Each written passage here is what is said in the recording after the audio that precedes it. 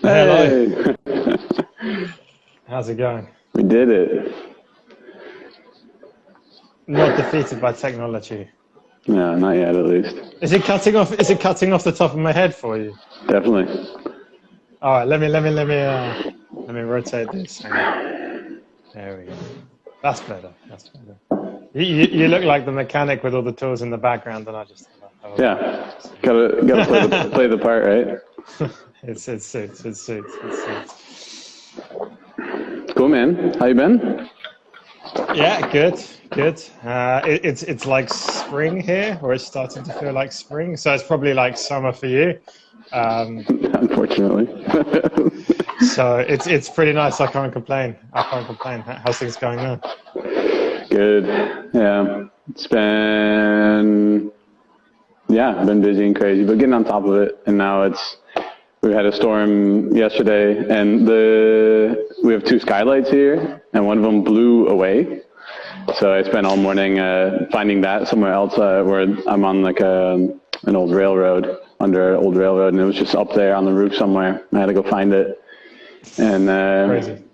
reattach it and mop up all the water. It was blue skies and 16, 17 degrees here today. So don't hate me. Yeah. Cool. Should we kick off with just introducing ourselves and then go from there? Yeah, man, go for it. I'm James Hayden. I ride bikes, and generally I go about breaking them rather than fixing them. And when I need wheels building, I go to Jorgen. And if I need to find out stuff about how to fix my bikes, then I go to Jorgen as well. We're generally WhatsApping quite often with technical questions. Yeah, man. So I'm Jorgen, or Jurgen, say it however you like. My shop is here, Parallel, here in Rotterdam. I also do bikepacking stuff and races. Got into racing fairly recently, and then Corona put everything on hold. And I spend my days just playing with bikes, fixing broken bikes, building wheels, and building bikes in general, just bikes. You like bikes as well? Bikes are pretty all right. Everything with two wheels, right? Yeah, everything with two wheels, yeah. I thought it'd be kind of cool if we gave people our top tips, perhaps mine from my perspective and then yours from yours on sort of the mechanics and the mechanics side. Yeah. And maybe you can tell me that I'm getting things a little bit wrong, and perhaps bring some knowledge to me and to some other people. And then we could talk about some tools and things like this that people should have, maybe things they need to know how to repair. And then maybe we could take some questions from people more specifically. Yeah, sounds good. Let's do it. All right, I'm gonna go with my 3 top tips, and then you can tell me that they're all wrong. Okay, so no. my first top tip is to service your bike before the race and replace stuff if it needs replacing, and a bit preemptively. So if your tires are sort of half worn out, replace them. You know, if your chain hasn't been replaced recently, replace it. And you can always save those parts and put them back on later on for training, but service it before the race and probably get it serviced by a really good professional that you trust. Like for training, I service my own bike. Before I go to an event, I'll give it to someone shit hot to service that I know it's going to be spot on. Smart. My second top tip, yeah, I know I'm not good enough, so I give it to someone. Or you can just blame them. My second top tip, yeah, we'll blame them. Yeah, I feel, yeah. My second top tip is to practice working on your bike for things that might go wrong during the event or the trip. So that's not necessarily to know to do everything, although I think that's probably a good idea, but at least kind of go through the common things and be able to know how to do those. And practice them so that you know how to do them, not just do it once and be like, oh, I've seen a YouTube video on how to do it. Practice it so it's slick. Yeah, you can't get a signal in Kyrgyzstan to go on YouTube and work out how to fix your really bad. So yeah, good luck.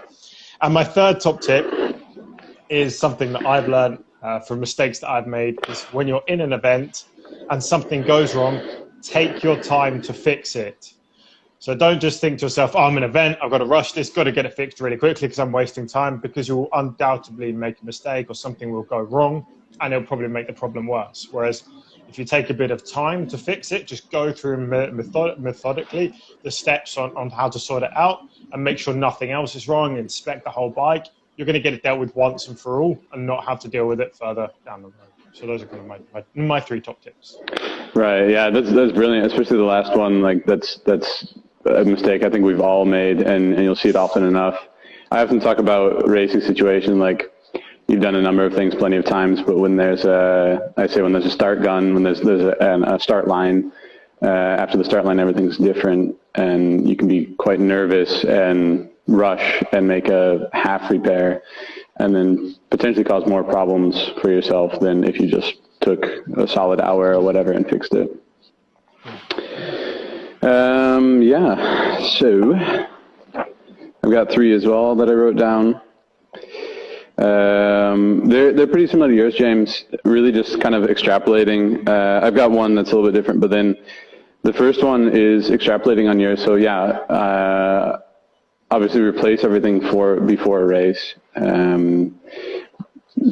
You know, if you're not certain, you know, maybe that tire's right on the edge, just replace it. And like you said, save it. Don't throw it away.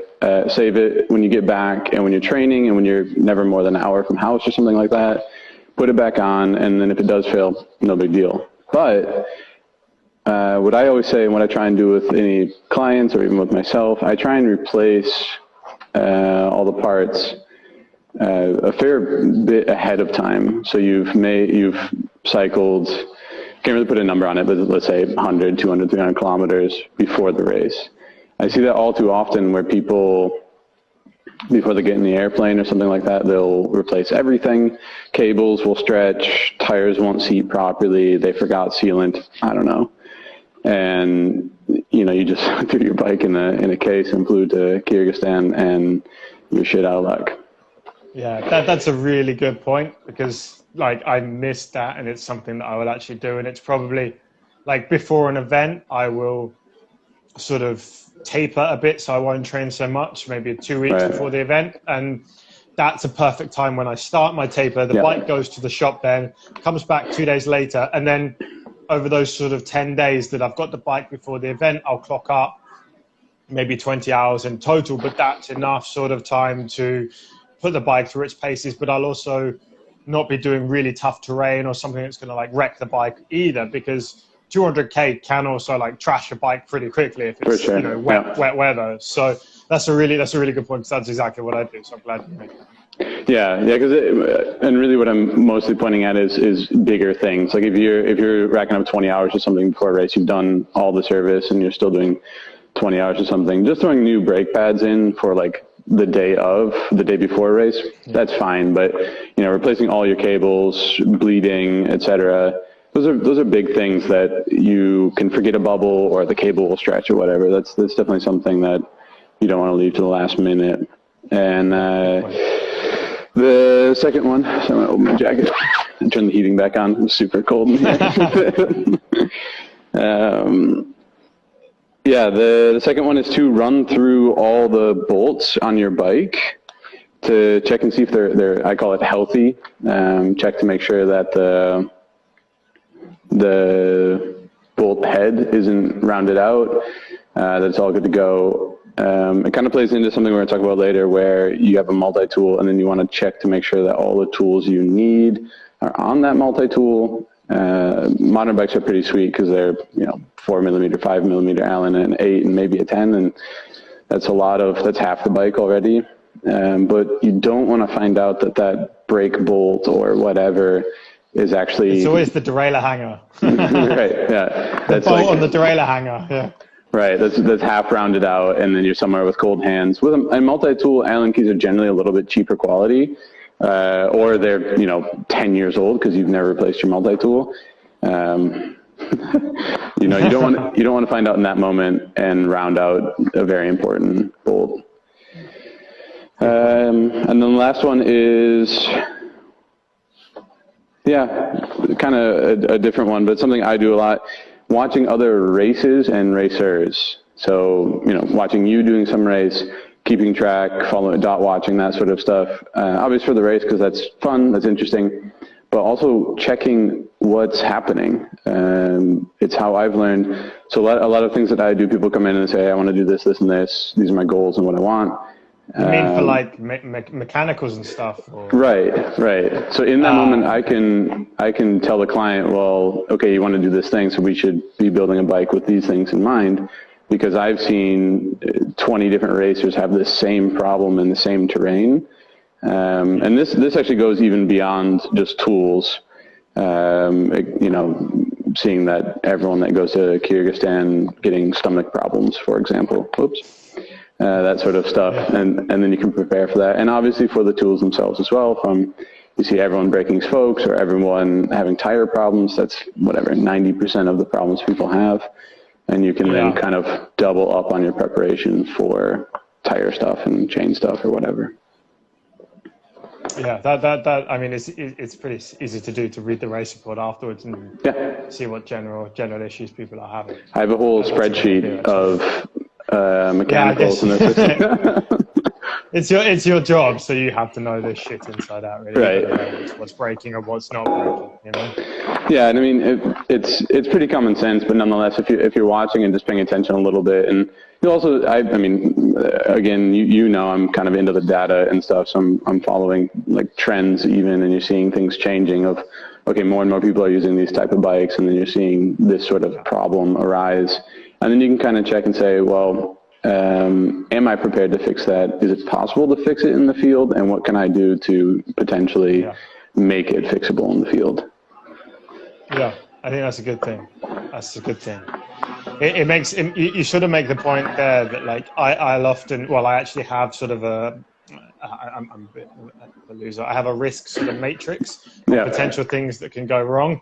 Good. And then I can action all of those off. So say, your rear derailleur hanger breaks. This is an easy one, but okay, well, you need to carry a spare rear derailleur hanger and things like this. And if you can do this and think through the possible mechanicals that might happen, the reasonable ones, and then do the unreasonable ones as well, and you rate the risk and the effect that happens, then you can start to put together what you can do to mitigate before the event and minimize during and things like this as well. So it's quite an important thing to do, to understand what can happen. Yeah, that's perfect. Yeah, that's a really great point, and something that I talk about a lot of. Sort of risk matrix, risk and return, things like with hydraulic brakes and electronic shifting. That's been a big conversation time and time again of what's the risk and what's the return. The risk is if it really does fail, you're probably done, but the return is consistent shifting or whatever, anything you want to call as a positive. But that's very smart. Should we? It kind of brings us on to talking a bit about like Toolkit, really. I thought this was an interesting one. And if people have questions, just put your questions in, and we will come back to those, because I know we're kind of going on a little bit already. It's fun to talk about these things. Yeah. I thought there were.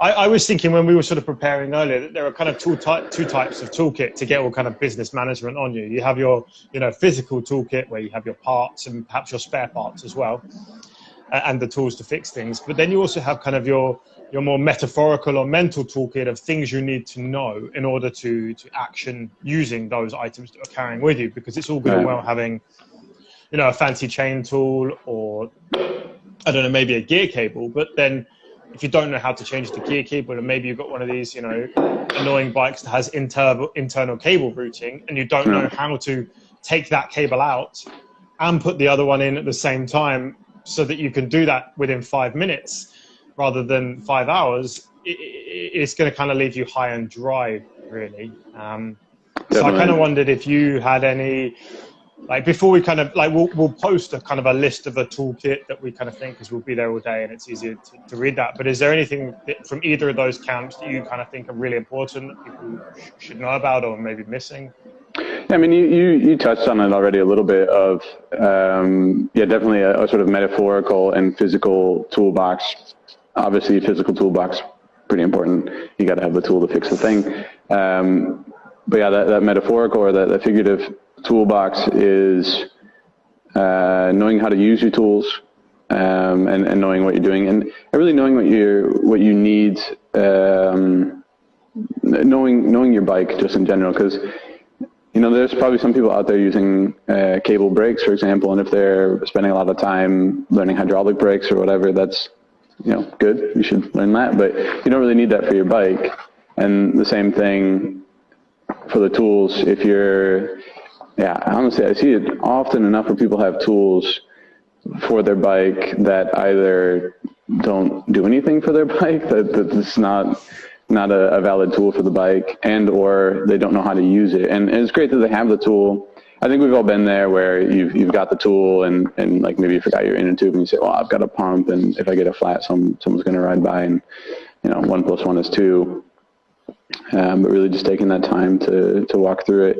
You even said earlier today of almost like a pre-rack, and I personally think that's a little bit extreme, but you're definitely on point by saying you should be able to disassemble your bike and be able to rebuild it. And I think you're I think you're not wrong, but then at the same time, if you understand the concept, okay, maybe you can't service your bottom bracket and service your headset, but you understand the concept and how it's put together, that you can then tighten it, or that it's a problem. I think. Yeah, I mean, I was thinking on it a bit, and I don't think you have to be an expert at all, or be able to whip a bike apart and put it back together in half a day or a day. Right. But if you've done it, at least have done it once, maybe, like either gone to a class, and there are loads of really great sort of mechanic run classes that you can go to now, evening workshops and things like this, where you can do all these things and have done it once, so you're half familiar with everything. Or perhaps, done it yourself, or these things, and just have a good idea of how to do everything. Then when it does come to the time that you need to do something, you're going to have that confidence, or, have done it before, it'll kind of come back to you. Now, I don't know how to build a really great wheel, but I do know how to kind of fix a wheel when a couple spokes have gone. I can do that. It's going to be a bit crap, but I can do it. And it's kind of having enough knowledge to get yourself out of a jam versus not having that. Yeah, I mean, the goal of this talk, or the goal of any of these sort of actions, is to make it across the finish line. And if like I've used the metaphor of like you're on a sinking ship and you're plugging holes, and you just have to plug holes faster than they come. And as long as you reach the finish, and you do that a couple times, and you'll start to. These problems will arise, and you'll kind of patch and MacGyver them, and eventually you'll get better at it. And eventually you'll be just more and more prepared for. Back as a teenager, that's how I learned how to fix bikes. Just I broke something, and then, well, shit, I got to fix this now. Yeah. I was thinking on the kind of physical toolkit, because I sent you my list of like all the stuff I take. Yeah. And there are some things on there that are kind of really small items in terms of size and weight that I take that are kind of outliers that people might not take. And for example, one of them is if you're running tubeless, like a tubeless valve, kind of not just the core, but the whole valve. Definitely. And for example, like this is something that's so small and light, it takes no space. But if you don't have one and you need it, you're done. You're going to have to put an inner tube in, and no one really wants to do that. But for example, in Atlas Mountain Race a couple of years ago, whenever that happened, a rock hit my valve and bent it completely, and it was done. Sick. Yeah. And I had one, and I swapped it out, and I got it. I pumped it back up, and I got going again, tubeless, and had no issues. Right. And it's like I put now. So that's a really easy thing to take. But I put jockey wheels as well, and you kind of said that's a new one for me. Yeah. Yeah, like I've never needed them. Okay. But I also thought, carrying one jockey wheel and carrying the bolt for it is so small. Right. But if you're going to Kyrgyzstan and you lose a jockey wheel because you haven't checked your bolts and you're done. Made sure you lock-ited them, and that's perhaps a good point for you to make as well, you're done. But, and wouldn't you just be kicking yourself because it's such a small thing? I don't know. Yeah, you're totally right. It's just, I don't know, at a certain point you just kind of have to draw a line. And I guess for whatever reason, that line was for me on the other side of derailleur wheels or jockey wheels. But yeah. I mean, you're totally right. That's one of those things that you can identify and say, well, yeah, if that fails, that's a catastrophic failure, and I'm done. And there's no real bodge, hack, whatever to to get you back rolling. There's enough other things that you can kind of hack together, put a rear brake on the front, that sort of stuff, that'll still get you there. But you're definitely right, and we're not doing this for nothing. That's brilliant. I never thought of that. But I think like you touched on it being that situation arising in Kyrgyzstan. I think there's a sort of a time and place element to that. If you're doing like a TCR or anything in Western Europe, well, not anything in Western Europe, but a lot of things in Western Europe, that may be less of a problem. On the road, where you can still limp to something. Because like you said with Tubeless as well, I had that last summer where I was out mountain biking. It was the first time, honestly. I've never had this happen, but then a stick, we rode through a slash pile and a stick came in between my spokes and went around to my frame and just busted my valve. And I thought, oh, well, kind of got away scot-free. But then I thought, like, well, what do I do now? And it was just kind of the first time that it's really sunk in. But you're totally right. That's a no-brainer, and it weighs nothing and it's super small. Dang, I lost my train of thought. I wanted to touch on something else in that same. The same thing can happen with sticks in jockey wheels. If you get a stick in your chain and a jockey wheel, in Highland Trail last year, I had a little twig. It wasn't a stick; it was a twig about this big. It's smaller than my little finger, and it went into the into the jockey wheel, jammed this. The derailleur hanger then broke somehow. Went into the spokes and broke 2 spokes. And it's like such a small, innocuous thing could have a massive chain of effects. And the kind of point for this is like, if something goes wrong, like say you break the derailleur hanger, make sure you check other things that are kind of associated with that they haven't broken as well. Because I've had a similar issue before and I've not kind of fully gone through a checklist to check everything. And I had another issue. And then a day later, this other issue kind of caused me a problem. And it was a pretty big problem. Had I checked through the list, I could have fixed it there and then, and I wouldn't have had a big problem at all. So it's just kind of checking through other things. Yeah, I mean, that comes back to what you're saying of if you do start repairing something, really just take your time. Because in that situation, you just slap a new derailleur hanger on it and keep going, and you haven't noticed that you've loosened up a few spokes or done some other damage. That's going to come back and bite you, or potentially come back and bite you. If you're 50K from the finish, just slap some air in it and go. But if you still have 2-3 days ahead of you, then take your time. Yeah, let me ask a question then, because I said about Loctite earlier on, and maybe some people don't know kind of what Loctite is. And this might come back to like your top tip on checking your bolts before the event, and perhaps not everyone could afford to send their bike to a mechanic before the event. They're going to do it themselves. So should they be using a torque wrench? Should they grease some bolts? Should they use Loctite? Like tell me a little bit about what you do. Yeah, so with Loctite's a funny one because that's. I often use the metaphor like that's like a Band-Aid on a slash wound or something. That's putting a patch on a bigger problem. Generally speaking, Loctite is let's say so. A lot of the threads and the threading systems and how things are installed on your bike are designed in a way that they kind of hold themselves together. Some bikes, some designs with some weird fitments will have sort of intrinsic problems, and you should already know this. If you're starting the race with a new bike, Godspeed. But if you've had the bike for a year and you've noticed, well, this one thing just keeps coming loose, and I've cleaned it, I've put it, torque wrench, that whole story, then you're really talking about Loctite for sure. That can be a good friend. A mild Loctite, obviously, if you use anything, any what is that, red or whatever, that's bad news.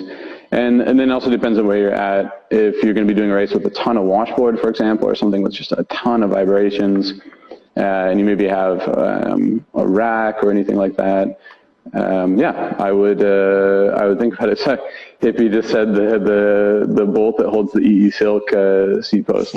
Yep, that's a good one. But that's exactly, so that's a bolt that's being weighted and unweighted and it's part of a system designed to isolate vibration.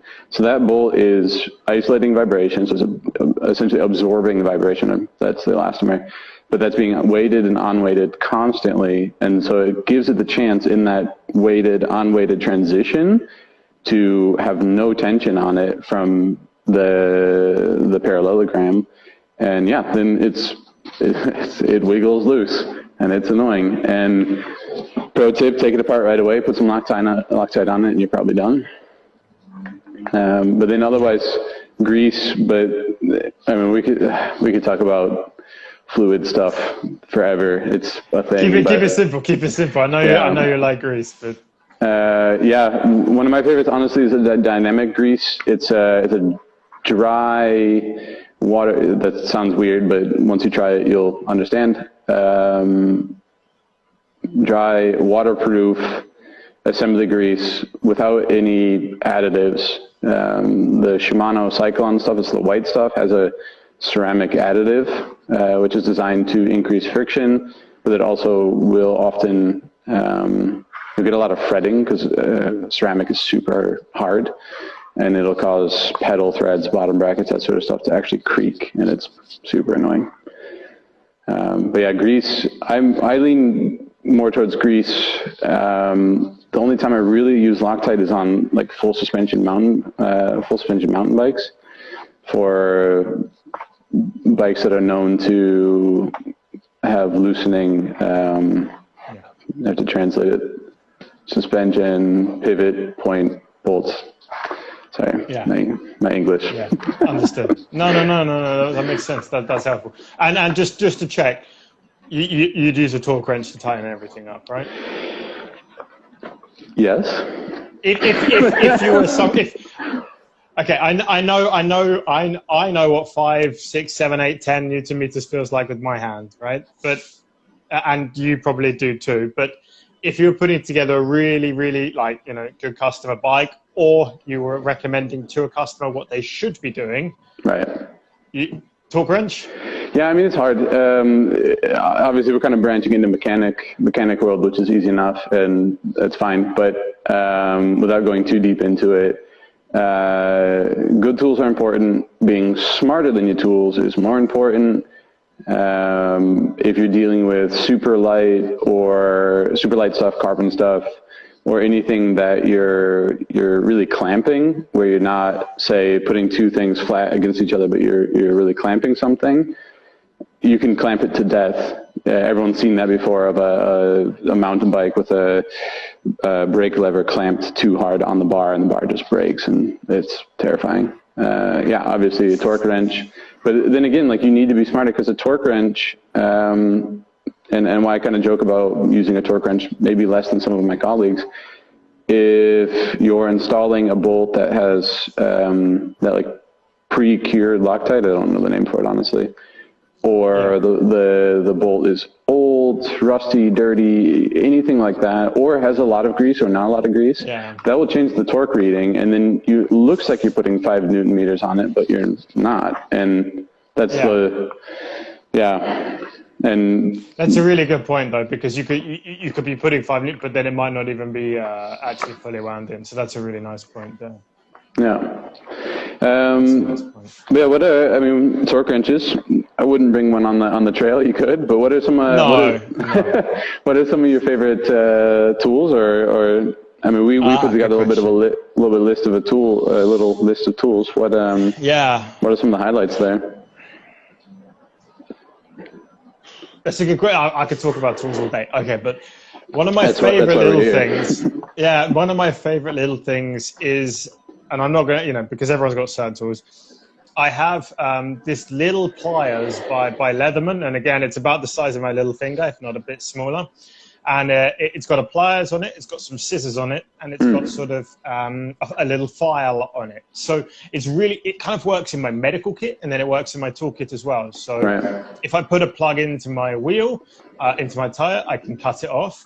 If I need to snip something, I can cut that off. If I need to pull something out with the pliers, I can do that. It's really, really good. And it's actually got, on the pliers, they have like the cutting blades at the bottom of the V. I don't know what they're called, but it's the diagonal cutters, dikes. Yeah, so you could go through a cable and things like this. So it's really, really good. And I don't think a lot of people carry something like that, but it's got me out of quite a lot of jams, really. Especially more onto the mountain bike side than the road side, off-road versus.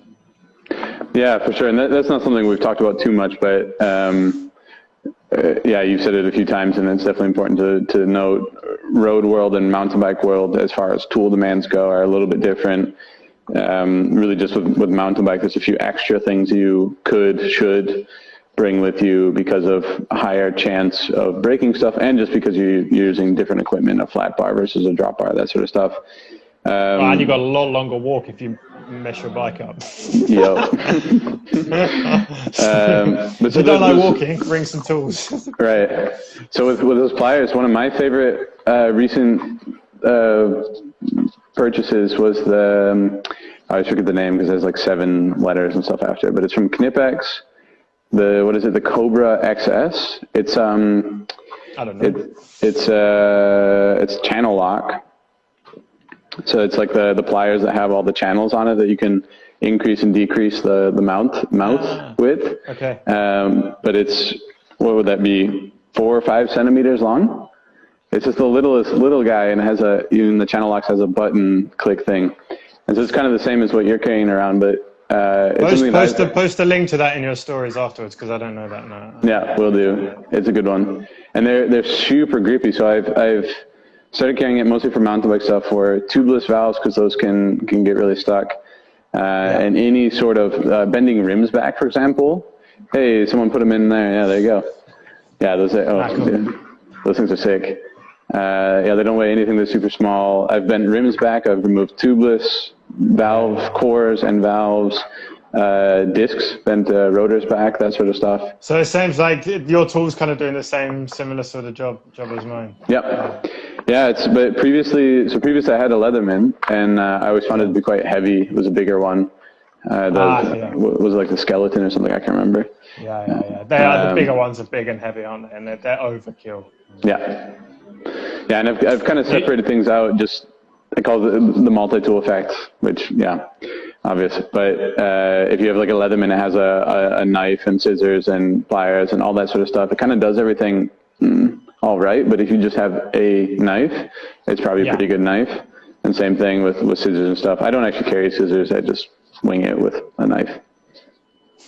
I found them kind of useful sometimes. Maybe you get like I don't know, it's not mechanics, maybe like one of your nails breaks off a bit. I've had to cut them before, or some tape or something like this. I found them quite useful for me. You just cut your nails with a knife, man. No, for real. we'll leave that for so another you time. made a good point. I'm going to give you one other tool. I have a Park Tool tubeless valve core tool that I take. It's a bit big, It's a bit heavy, but it just fucking does the job. And those tubeless valve cores, like if you own one of those crap Lesign pumps and it unscrews the valve core, I just want to make sure that that valve core is always screwed up tight. And I have a tiny little box that all my tubeless stuff goes in, so it's in one place. So everything is compartmentalized, so I can find it really easily. Helps at night time when it's dark as anything. And it just sits in there. But it's kind of big and it's heavy, and it's a bit of one of those things. But it's a really, when you need it, and it's a good tool to have, I think. Yeah, it's funny.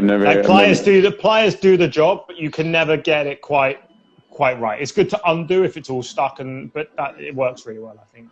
Yeah, but so that's the idea with those Cobra Knipex things, because they're channel locks, so the jaws stay parallel. So you can even use it. I wouldn't recommend it, but you could even use it as a spoke wrench, because you can't use normal pliers for a spoke wrench because they close at an angle. No. But because it's a channel lock, you can keep the jaws parallel. Yeah, it's truly like my favorite little trick. I'm gonna purchase one. I'll put up a review. Okay, good. But cool. Just to kind of, so we talked about multi-tool tools. Everyone kind of has their favorite. Make sure it's good and strong, and make sure it has the stuff you need. And I find it annoying if a multi-tool has all sorts of stuff that I don't need, like multi-tools with Phillips heads. I haven't had a bike that needs Phillips head things in forever. Okay, if it's just on there, it's fine. Small pliers, knife, and or Leatherman, a pump and CO2. You mentioned a pump. That's also a huge thing. And I think pretty much everyone can relate to it of just having a crappy pump. Like, test out your pump, try using it just for a couple of days and see if it works. And abusing it as well, and abuse it. Right. And then CO2, that's one of those mountain bike things. For road, it's obviously useful as well, but CO2 for reseating a tubeless tire. If you're going for like the full tilt repair, you plug the tire or whatever, and you don't want to screw around with the inner tube or anything, most pumps won't reseat a tire, but a CO2 may. It's kind of worth experimenting maybe with tires and tubes a bit as well if you're actually quite invested in the tubeless, because I have run tires and tubes that, like, and generally once you go to like proper mountain bike size, you know, sort of 52, 53 mil up, you're a lot better chances of it not coming off the bead and just being able to reseat it with a pump, especially if it's been on there for a while rather than just been fresh on. And I'm pretty happy now that I won't take CO2 because I know the tires and the tubes that I'm and the tires and the rims that I'm running, I'm going to be able to reseat it with my pump without issue. So it's kind of worth investigating that bit. And it's kind of, it goes back to like practicing at home, practice actually like fixing a tubeless tire, pumping it back up, getting it seated and doing that shit. Because like if you're doing it first time out on the trail with your pump rather than with your track pump, good luck. Yeah, and I mean, even it's a bit crazy, but say your tires you're going to be replacing them soon anyway, slash your tire and plug it. And that's maybe a bit crazy or something, but I get tons of questions about plugs. I think for a lot of people, tubeless is still relatively new. I mean, I guess the sort of tubeless as standard is fairly new, and then plugs are probably a foreign thing for you. And you've got an old tire, you got to replace it anyway. Grab a knife or whatever, or just a Phillips. Be careful for your rim and yourself, but slash the tire and plug it and see how that goes, because some of them are kind of tricky. Some of them have a trick, and you want to do that at home, not out there. We should probably sort of wrap up soon, or we could ramble about mechanics all day. But do you have any questions from people? I know you had one on the text earlier, but maybe we could do a quick fire round if you've got loads.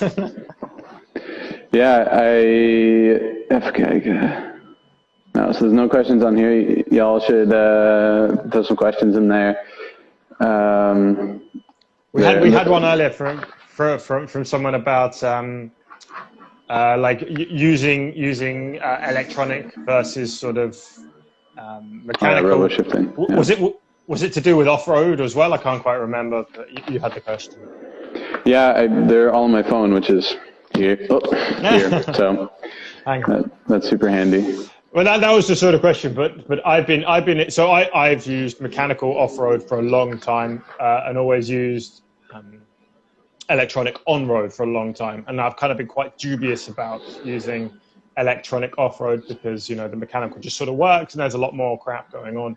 Right. But actually, having spoken with you sort of a bit recently and being a bit frustrated with some products, I've tried out the electronic on the road, on off-road, and I found it pretty good so far. I've not taken it to Kyrgyzstan yet, but I know that you've had people that have, some of your customers, and they've not had bad experiences with it. So I think you'd probably recommend it.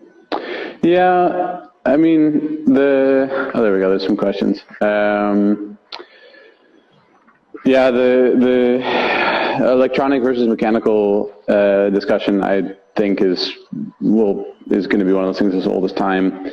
It'll probably fade away at a certain point because SRAM and whatever is probably going to push us all to just using electronic all the time, and that'll be a thing, I guess. But for me, it remains obviously first consideration is budget. Electronic stuff is expensive. End of discussion. No two ways about that. And especially if you're talking about mountain bike stuff, the chance of just ripping off a derailleur and breaking it in half is higher, even with fancy crash whatever stuff. But in the end of the day, it actually took me a while to kind of get on board for ultra racing in sort of the sense of ultra racing. But then I talked to a number of people that had a lot of troubles with their hands, because of cold or because of kilometers, and just not being able to shift well, especially with a double chainring up front. And then for mountain biking and just electronic shifting in that sense, it shifts the same pretty much every time. Tuning it is, you don't need to have any sort of concept of cable tension or anything like that. You just have a button and you tell it to shift up faster or shift down faster. So for someone that is, honestly, for someone that's beginning, it's super useful. And that seems crazy because it's expensive stuff. But if you just don't want to screw around with it and you find the sort of risk story of if it breaks, I'm done, then yeah, it fits the bill quite well. Yeah, it's a little bit heavier. That's a bummer, but yeah. And you got to bring a second battery and should have a dynamo, but you probably have a dynamo anyway if you're doing this stuff. Yeah. Right. Okay, that's cool. What were the other questions that you have? I've got one here. Doesn't a knife kind of cut always need to be stitched? Oh yeah, that's smart. Yeah, so I said to practice with a plug, slash your tire and plug it. Yeah, obviously that's not ideal, but so what was the question? Sorry. Yeah, sorry, getting ahead of myself. So excited to explain it. Doesn't a knife create a cut, so like a straight line? And can you plug that, or does it need to be stitched all the time? So generally speaking, except for snake bite stuff, the cut in your tire is not going to be round like your plug probably is. A lot of plugs, even like the bacon strips or Dynaplug or stands, those are round-ish, so to speak. But if you hit a rock, a square edge, anything like that, the hole is going to be mostly straight and or jagged. And so that's kind of what I mean. A knife, I don't necessarily literally mean a knife, but you have to kind of recreate what that cut's going to be like in real life, and that it'll be a pretty jagged, straightish, not round cut. So yeah, jamming a knife in your tire at home is pretty close to accurate, and then figuring out how to work that plug into that shape will be the art. And then with stitching, I didn't even put it on there, but years ago I went touring and a friend of mine worked as a doctor's assistant or something. I don't really remember. And he gave me as a gift for my bike tour sutures, which was a weird thing. But ever since then, I always just bring a needle or two and thread. I bring one straight needle and one like sailing needle, and thread, strung thread, or just tooth floss works really well to stitch the cut closed, then stitch a boot on. And the boot I just have, you can actually see it right there. That's just a little roll of Kevlar. I just bring that with. Yeah. That's my favorite. I've used it multiple times for cuts that you just can't plug them. They just won't plug, or they're too big, and stitch it shut loosely, stitch Kevlar onto it, and put an inner tube, and you're good to go. Yeah, good idea. Other questions? I don't know, man. You got anything? No, I'm all right. We're good. We're going to ramble on forever, but I think that's good. Maybe we can put out like our toolkit kind of list, and then people can tell us what we're missing, and then maybe some people have some suggestions for us, and we can go from there. Yeah, for sure. I think we covered everything we wanted to talk about. Yeah. Thank you for your time. I appreciate it. It's good to learn something. Hippie's asking what sort of dynamo hub you're using. Son, always Son. There's no alternative this time. No, unless you're on a budget, but then you're probably going to end up buying it twice or having to send it back for warranty. So just buy a Son. Yeah, Son and Shutter Precision. That's the ultimate buy one, cry once. Yeah. I've literally never seen a broken Son. I believe that they break. I've not seen it yet. So, and shutter precision, I have a broken one on my cargo bike right now. You should have done better. Long story. Chain lubes and waxes, manage the risk of a rear shock. We're getting all sorts of good questions, man. You got another second? All right. I got to jump off in a bit, but we'll do another 5 minutes. We'll do a quick fire round. So we covered the dynamo, rear shock on, rear shock, I don't know how this works, man. Rear shock on a long race. Really good question. So what he's talking about is a full suspension mountain bike. The rear shock, I assume air shock. I don't know how you do it with the coil, although that'd be pretty sick. In the air shock, you have what's called a quad seal, and that separates the, long story short, positive and negative chambers. If that quad seal breaks, wears, get any sort of sand in it, anything like that, you'll get what's called stuck down, where your shock will actually suck itself in and get stuck. And really the only way to fix it, you can do a trailside air can service. It's very dangerous, or pretty dangerous. Wouldn't recommend it. So how you manage the risk of running into that situation, because like high altitude, big altitude gains and losses, changing temperatures, that sort of stuff will increase that risk. Just make sure you go out with a service shock, and that's all you can do.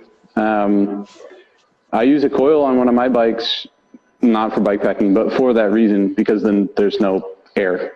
So I just have to service it for the damper, but then the air that can potentially leak and break is a big steel coil. Is this, like, I've not actually heard of this really. So is it a common issue, or is it sort of one of those kind of really bad luck things that happen?